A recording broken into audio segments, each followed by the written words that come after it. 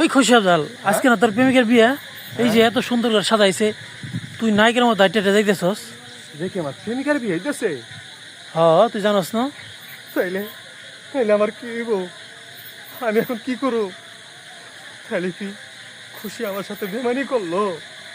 আমি গরিব বইলা আমারে অবহেলা করলো? তাইলে আমার এতদিনের ভালোবাসা মিথ্যা হয়ে যাইব। আর মিথ্যা তো হইবই।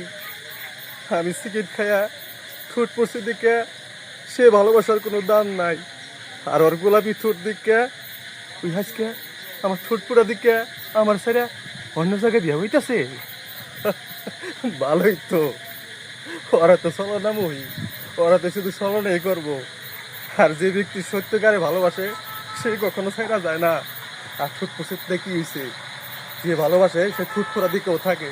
আর ওই ওই আমার সাথে তোমার মিথ্যা কথা করলো। ভালো হয়েছে, বেমান হারাই গেছে, বেমান হারাই গেছে।